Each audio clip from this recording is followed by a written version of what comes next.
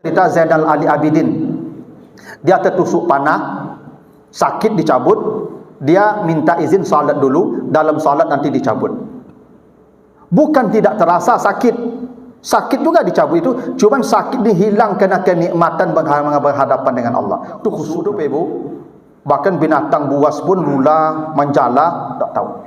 Semula aja anak-anak kalau nonton film kartun tu, dah tentu apa yang terjadi dia tu.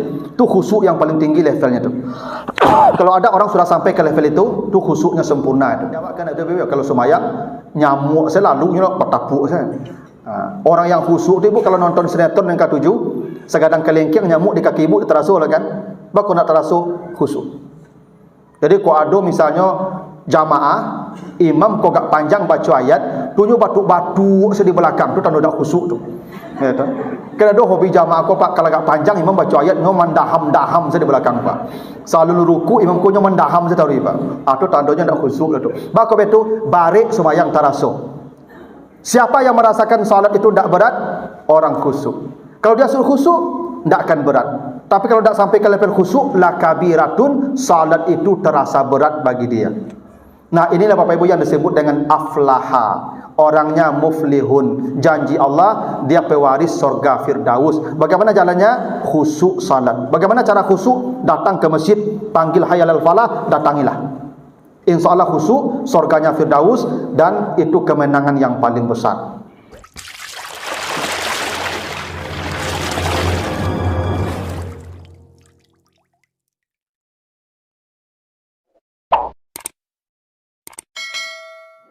Assalamualaikum warahmatullahi wabarakatuh. Alhamdulillahirabbil alamin. Assalatu wassalamu ala asrafil anbiya'i wal mursalin wa ala alihi wa ashabihi ajmain. Bapak, ibu-ibu, kaum muslimin, jamaah salat Isya dan tarawih yang dimuliakan Allah, kembali kita bersyukur kepada Allah atas segala karunia-Nya. Salawat dan salam untuk Nabi kita Muhammad sallallahu alaihi wasallam. Bapak Ibu yang saya muliakan, semua manusia pasti ingin kemenangan. Tidak ada manusia yang tidak ingin menang. Karena kalah itu sesuatu yang menyakitkan. Bapak-bapak yang suka main domino, itu kalau menang 2-0 tu dak tanggung kadang kalah dari baik. Kalau dak balik itu Apollo nama tu mah. Itu kawan ambul dulu Ibu, menang 2-0 nyolaminating ngau karate tu Ibu. Nyolataan di kamarnya, saya masuk kawan yang kalah tu jadi tu aja. Itu bahagianya menang Ibu ya. Kemenangan itu adalah sesuatu yang menggembirakan. Kalah itu sesuatu yang menyakitkan. Itu pasti itu. Dan semua kita pasti ingin menang. Karena itu Ibu, setiap hari maaf Ibu ya, agak kurang sehat. Karena setiap hari kita dipanggil untuk jadi pemenang. Paling tidak 5 kali Bapak Ibu diteriaki itu, hayyalal falah. Marilah kita menjadi pemenang. Itu panggilannya 5 kali kita dengar itu. Nah Bapak Ibu, di dalam Al-Quran, kemenangan itu disebutkan Allah dengan 2 istilah. Ada namanya faza, orangnya disebut faizun. Ada aflaha, orangnya disebut muflihun. Dua-duanya berarti pemenang. Faizun itu pemenang, muflihun itu pemenang. Dan dua-duanya surga. Bedanya apa? Kalau faza atau faizun, dia masuk surga saja. Kata Allah di surat Ali Imran 185, faman zuhziha 'anil nar wa udkhilal jannah faqad faza. Siapa yang dijauhkan dari neraka, dimasukkan ke dalam surga, dialah orang yang menang. Faza di situ. Siapa? Udkhilal jannah, kalau dia dimasukkan ke surga. Makanya kata Allah, ashabul jannati humul faizun. Yang masuk surga itu adalah para pemenang. Berbeda dengan aflaha. Aflaha itu bukan masuk surga. Apa kata Allah di surah Al-Mu'minun? Qad aflahal mu'minun. Siapa orang yang aflaha itu? Orang beriman. Di ujung ayat, allazina yarisunal firdaus, mereka menjadi pewaris surga firdaus. Jadi bukan masuk surga, mereka jadi pewaris, jadi pemilik. Allah serahi kepemilikan surga firdaus kepadanya. Kalau tadi, kalau dia faizun, sekedar masuk surga, udkhilal jannah, pokoknya masuk surga, faizun orangnya. Tapi kalau muflihun atau aflaha, bukan masuk surga, pemilik surga firdaus, surganya paling tinggi, firdaus. Karena firdaus itu surga paling mewah, Bapak Ibu ya. Kata Nabi, surga itu 100 tingkat, jarak dari satu tingkat ke tingkat kedua itu 500 tahun perjalanan. Jarak dari satu surga ke surga kedua itu jarak tempuh 500 tahun perjalanan. A'laha firdaus, yang paling tinggi itu firdaus surganya. Itu yang paling tinggi, yang paling mewah. Jadi kalau ibu-ibu dapat suami firdaus, itu alhamdulillah dia, itu surganya paling tinggi itu. Ya, tapi kalau yang tidak dapat firdaus, itu dapat akal itu. Ya, yang ado salah. Ya, jadi surga firdaus itu paling mewah, dan itu pemiliknya bukan masuk, pemiliknya itu aflaha orangnya, muflihun. Siapa mereka? Siapa mereka yang aflaha atau muflihun itu? Kata Allah, allazina hum fi salatihim khashi'un. Mereka yang khusyuk dalam salat. Ini Bapak ya. Syarat orang masuk surga firdaus bukan hanya masuk surga firdaus, dia menjadi pemilik surga firdaus itu kalau dia khusyuk salat. Khusyuk. Ada hal yang menarik Bapak Ibu, begini. Tadi Bapak Ibu dipanggil hayyalal falah. Hayyalal salah, hayyalal falah. Dan al-falah itu surganya firdaus. Dan yang al-falah itu yang salatnya khusyuk. Apa hubungan dengan hayyalal falah tadi? Bapak Ibu kalau ingin khusyuk salatnya, ingin dapat surga firdaus, datangi yang manggil hayyalal falah itu. Kalau Bapak Ibu dipanggil hayyalal falah, artinya mari ke sini menjemput surga firdaus. Itu maknanya itu.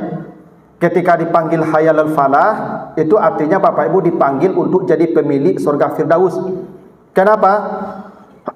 Karena surga firdaus tadi aflaha, dan mereka mendapatkannya karena khusyuk salatnya. Maka ketika Bapak Ibu dipanggil hayyalal falah, datangi tempat yang manggil itu, maksudnya datang ke masjid, salatlah berjamaah di sana, pasti dapat al-falah, pasti surga firdaus, pasti khusyuk salatnya. Kalau Bapak Ibu saya tanya, Bapak Ibu kalau di rumah sembahyang surang, di masjid berjamaah, mana yang capek sudah? Yakin ambo di rumah capek mawak sopirnya mah. Bisa kul huwallahu inna atena saya ni meko mah. Ya, bako inna atena kul huwallahu sai man kecapek sudah saya. Tak mungkin orang salat di rumah tu Ibu akan lebih khusyuk dibanding salat di masjid, pasti itu. Itu kenapa kalau Bapak Ibu ingin khusyuk salatnya, tu hayyalal falah. Datangi yang manggil hayyalal falah itu. Salatnya pasti khusyuk di sana, surganya paling mewah, dan pasti beruntung hidupnya. Jadi Bapak Ibu, pemilik surga firdaus itu kata Allah, kalau salatnya khusyuk. Bagaimana salatnya khusyuk? Khusyuk itu Bapak Ibu, secara harfiah artinya fokus. Jadi kalau Bapak Ibu menghadapi sesuatu fokus dan tak ingat yang lain, itu namanya khusyuk. Pernah Bapak celi anak awak atau cucu awak nonton film kartun SpongeBob, cuy bau sedang nonton tu nya, tak dengar dia lah tu. Bapak itu dia sedang khusyuk. Orang kalau khusyuk itu tidak sadar apa yang ada di sekitarnya, dia hanya fokus pada yang dihadapinya, itu khusyuk. Orang kalau khusyuk itu tidak terasa berat. Itu kenapa kata Allah, wasta'inu bis sabri was salah wa innaha lakabiratun illa 'alal khashiin.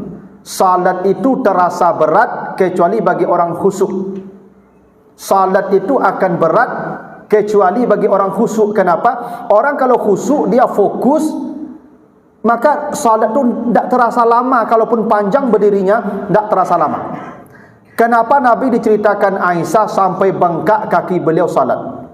Kata Aisyah, jangan tanya lama dan panjangnya berdiri.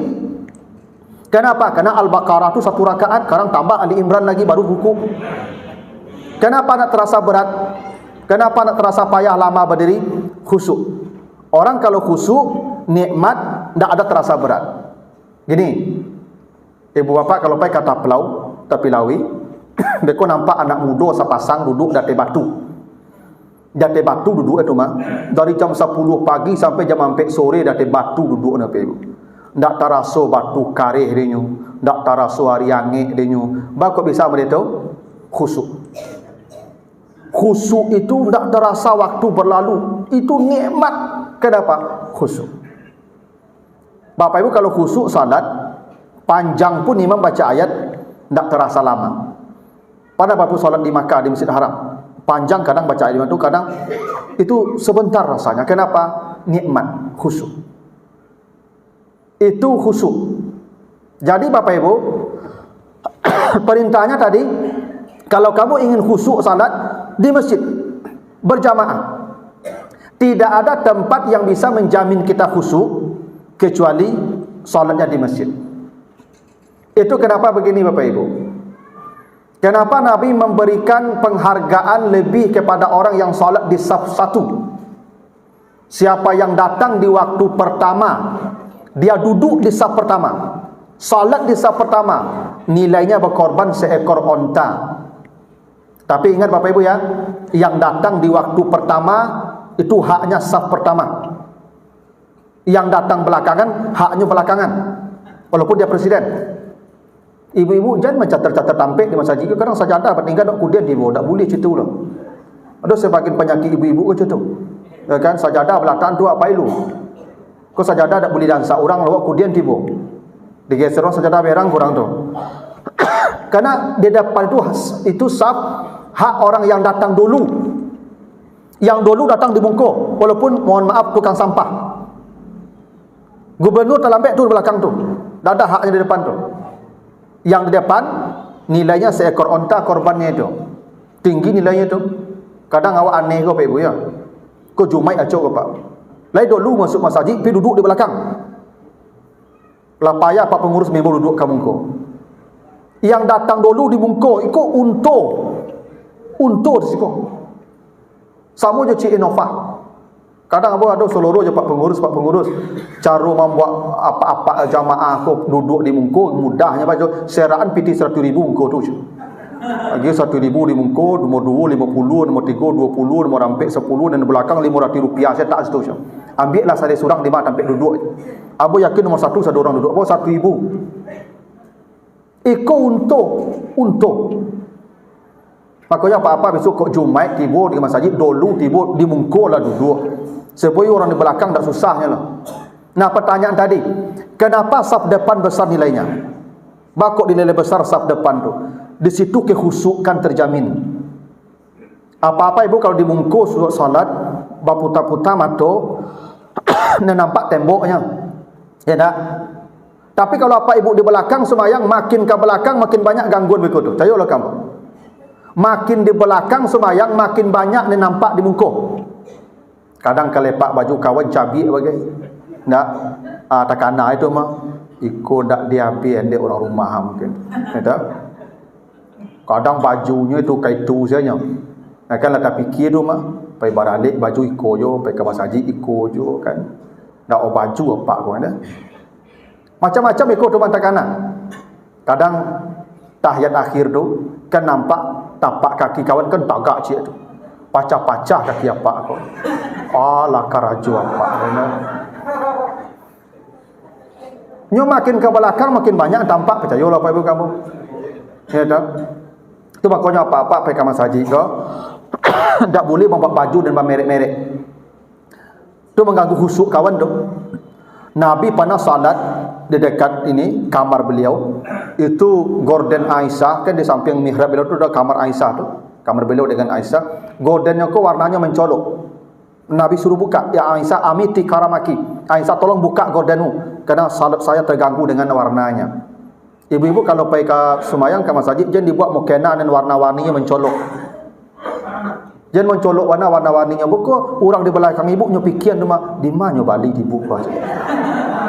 Dalam dan cari patang dah bersobuk nama depa lagi. Makanya ada ibu-ibu sudah assalamualaikum dak zikirnya lah. Nyo gabi ibu tu langsung mau di tu. Tu tak ada nyo fikir sedang semayang tadi tu.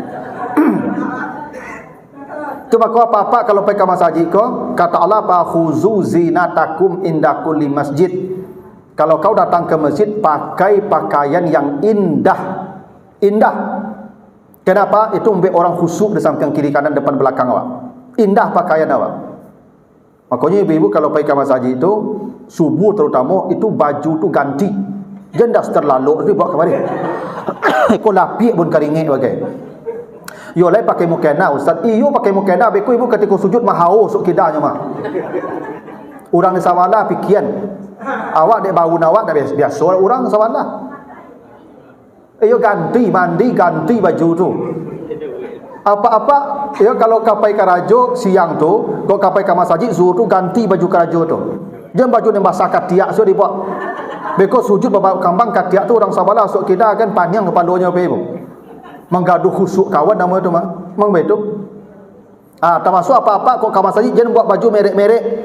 Ba merek baju you baca orang di belakang kau baca yo lah kamu. Pasti you baca. Kadang merek kau mek sakit hati kau bagai. Ni baca gilo. Wala tak baca dah pak. Ya dah. Ni yang baca gila acaknya.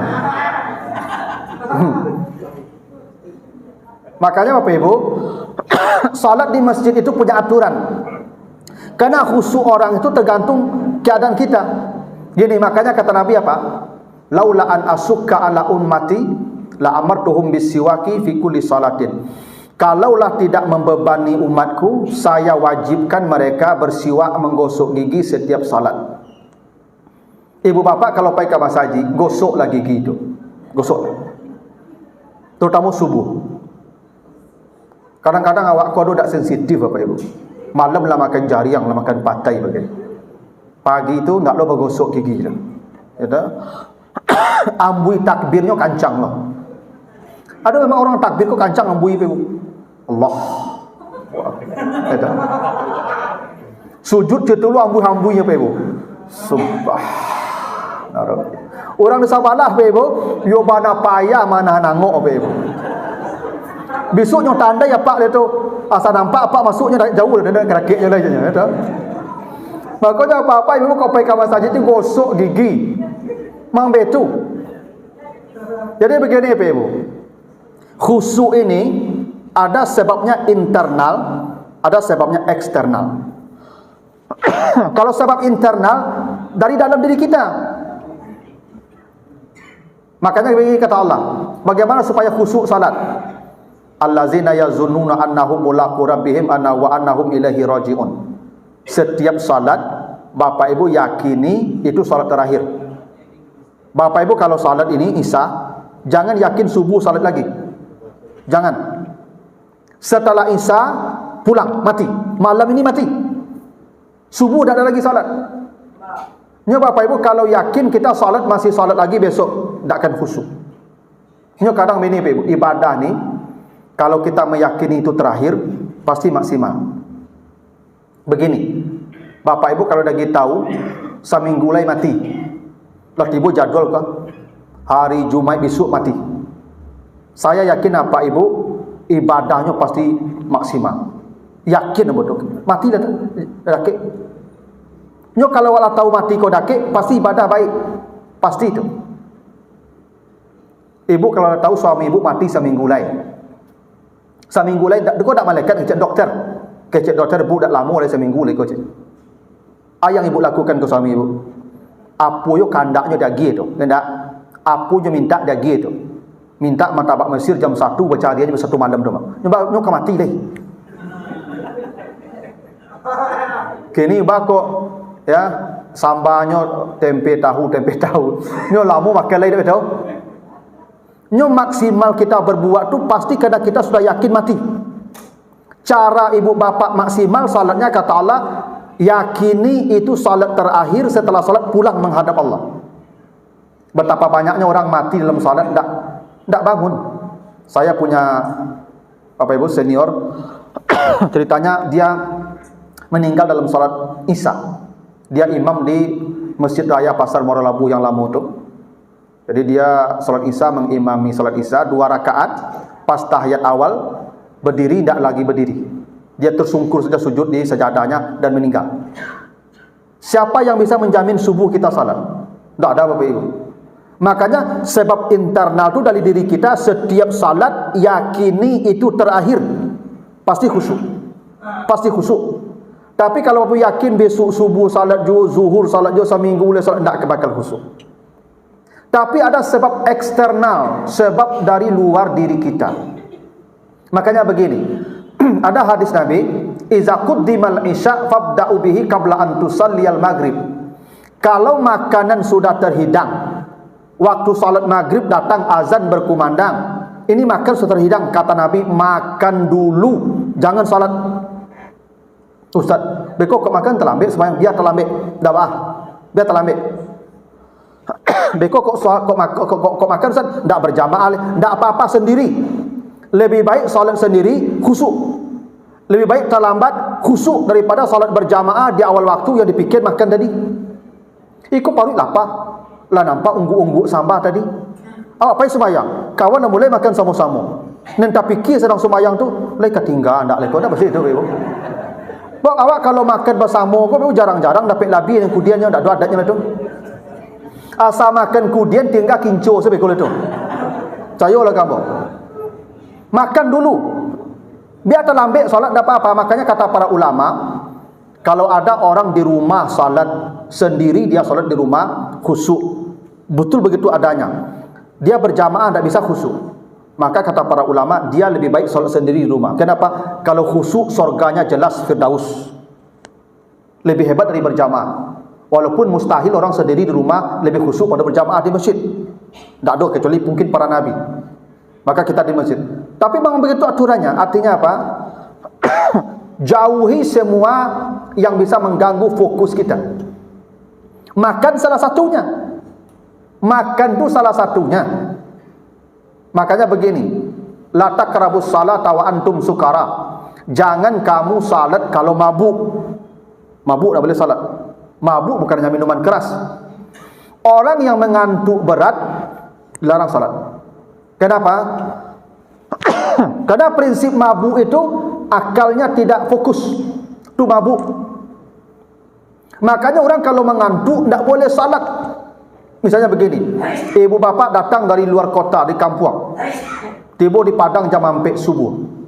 Dari Patang tak lalu, mata dah tanggung baliknya, ditunggu subuh saja boleh orang azan. Tidur dulu, jangan tunggu subuh. Tidur. Beko lalu beko jam 8 jago Ustaz, biar jam 8 subuh. Tak apa-apa kalau minta kalau jam 8 subuh. Niatnya mengqada. Lebih baik begitu daripada apa sembahyang lu kadang mengantuk-ngantuk tu beko salah baca. Tak boleh. Makanya Allah larang jangan salat kalau mabuk. Mabuk tu bukan hanya minuman keras, yang akal kita tak stabil, tak konsen, tak fokus, tak boleh salat. Maka mengantuk tak boleh sembahyang. Lalu sedulu. Lalu. Kenapa? Karena khusyuk tu nilainya sangat tinggi. Sangat tinggi nilai khusyuk itu. Makanya Bapak Ibu, ketika kita salat, jauhi perkara yang membuat fokus kita hilang. Ibu-ibu salat jangan sambil mengasuh cucu. Kau sembahyang cucu letak di bungkuk. Kau nyelelo kabel tak kajuk-kajuk sedang sembahyang tu. Kau kalau sembahyang agen cucu kinduknya lu. Jangan sambil mengasuh sembahyang tu. Pasti fokus hendak. Tak ada. Pernah ada satu cerita Pak Ibu. Kau cerita dia tidak gitu. Cerita. Jadi nyu disuruh menjaga jamuran di amaknya. Orang kan menjamu padi kan di halaman. Halaman kan lawe-lawe di kampung tu. Ayam banyak. Waktu sembahyang tiba. Tak ada kan mengganti menjaga jamuran padi tu lah. Baca rohnya lekah. Sembahyang saja maduk ke jamuran tu. Kebetulan kiblat maduk ke situ. Sembahyang maduk ke jamuran tu. Kiranya yo Pak Ibu sedang sembahyang, tiba ayam serombongan makan padi tu. Sedang sembahyang kuah. Yang makan padi di bolak baca rohnya kuah. Lai dia hilang akal lu baca lah qul huwallahu ahad Allahus samad tak pangambu ayam go sadonya Pak Ibu. Itu bergarah sembahyang nama tu, tak boleh betul. Ya tu.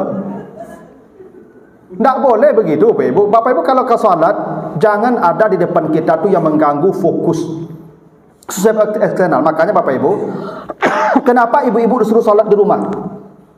Sebaik-baik salat perempuan di rumah. Kenapa di rumah perempuan disuruh salat? Tak semua perempuan tu Ibu ya. Tak semua perempuan salat lebih baik di rumah itu. Satu, perempuan yang punya anak balita. Ibu yang punya anak-anak, ibu jangan bawa anak tu ke masjid. Jangan. Yang balita kah? Ini ndak bakal loh ibu. Beko nyola-nyolanya orang beko sedang sujud. Nyoba lari sepanjang orang beko tu. Kadang awak-awak ibu ada apa-apa atau ibu membak cucu sembahyang ke masjid. Nyola pen cucunya kau. Loba lari sepanjang sah. Awak kacamata di mungkul lah tak pak. Rata kaji pak bentuk kena pijak kacamata tu tu.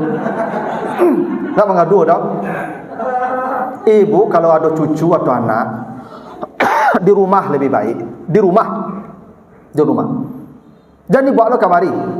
Jangan ibu kurung di rumah, dah khusyuk ibu sembahyang lah. Di rumah saya dulu. Termasuk yang di rumah tu ibu-ibu yang punya suami sakit. Ibu kalau suami ibu sakit, ibu tak boleh ke masjid. Jago apa tu wajib hukumnya. Jago apa tu sampainya sehat atau sampainya pai. Kalau painya kamari ibu lah. Ya kan? Atau ibu-ibu yang rancak bana. Jadi ibu yang rancak bana tu tak boleh ke masjid. Ada ibu kuih bana rancak, asal masuk ke masjid panjang jadi apa-apa tadi. Kalau ibu-ibu cetunya aduh masa semua yang menggadu ibu kamari. Tapi kok lah lapuk, lah karipui, gigi lah tangga, ibu masuk masjid orang lengah-lengah hanya, akabari ibu lah di rumah aja. Karena salat yang paling baik di siko, khusyuk di siko. Ya, itu sebab eksternal namanya itu. Hilangkan, buang semua yang akan mengganggu fokus kita. Itu kenapa begini. Jangan salat menghadap ke jalan. Kenapa tak boleh ke jalan menghadap salat? Banyak yang lalu. Macam-macam yang tampak berikut tu mah. Sayulah kamu. Jangan sembahyang maduk ke batang air. Dulu zaman siswa dulu sembahyang ke batang air maduk. Ke batang air maduk banyak yang nanyui berikut tu mah. Macam-macam yang kanyui berikut tu mah. Tak boleh. Fokus itu jaga. Itu kenapa kalau orang khusyuk salatnya kata ahli fikih. Bagaimana tanda orang khusyuk? Mata tertuju ke tempat sujud. Ibu kalau salat, mata ibu buka ke tempat sujud.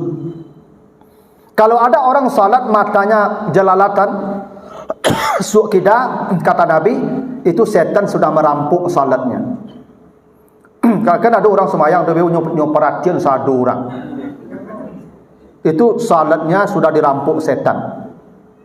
Kalau khusyuk itu ke tempat sujud, dan kalau orang khusyuk matanya dibuka. Jadi Bapak Ibu kalau sembahyang jangan dipicing mata, tak boleh. Kata Nabi buka mata, arahkan ke tempat sujud.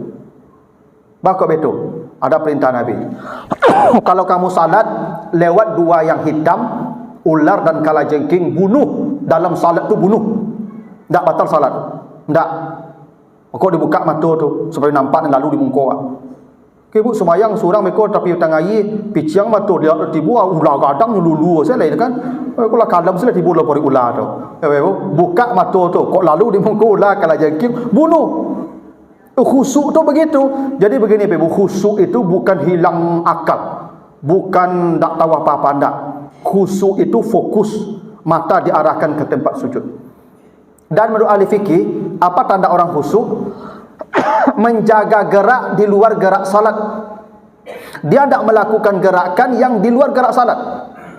Jadi kalau ada orang menggaruk-garui, pasti tidak khusyuk. Nabi lewat di depan sahabat yang sedang salat, dia sedang memacik-macik janggut mereka. Kata Nabi, iyaksa taksa yadah. Kalau dia khusyuk, tangannya khusyuk.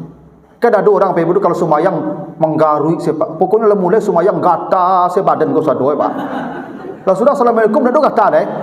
Kan jelas celik dapat. Aduh orang Pak sudah Allahu akbar garui. Lah sudah assalamualaikum dah ada menggaruinya leh.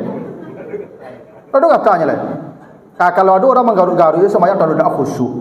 Pasti itu. Itu tanda-tanda orang khusyuk. Al Ali Abidin Dia tertusuk panah, sakit dicabut, dia minta izin salat dulu, dalam salat nanti dicabut. Bukan tidak terasa sakit, sakit juga dicabut itu, cuman sakit dihilang kena kenikmatan berhadapan dengan Allah. Itu khusyuk nama itu. Orang yang khusyuk itu Ibu, bahkan binatang buas pun mula menjala, tak tahu. Semula aja anak-anak kalau nonton film kartun tu, dah tentu apa yang terjadi dia tu. Tu khusyuk yang paling tinggi levelnya tu. Kalau ada orang sudah sampai ke level itu, tu khusyuknya sempurna itu. Kadang dia awak kan ada kalau semayang nyamuk selalu nyelok petapuk kan. Orang yang khusyuk tu Ibu kalau nonton sinetron yang ke-7, segadang kelengkeng nyamuk di kaki Ibu terasa lah kan. Bako nak terasa khusyuk. Jadi ko ado misalnya jamaah imam kau gak panjang baca ayat, tunjuk batu-batu di belakang tu tanda dak khusyuk tu. Ya tu. Kalau ada hobi jamaah kau pak kalau gak panjang imam baca ayat ngom mendaham-daham di belakang pak. Selalu ruku imam kau mendaham tahu pak. Atau tandanya dak khusyuk tu. Bako betu barik sembahyang taraso. Siapa yang merasakan salat itu tidak berat? Orang khusyuk. Kalau dia suruh khusyuk, tidak akan berat. Tapi kalau tidak sampai ke level khusyuk, la kabiratun, salat itu terasa berat bagi dia.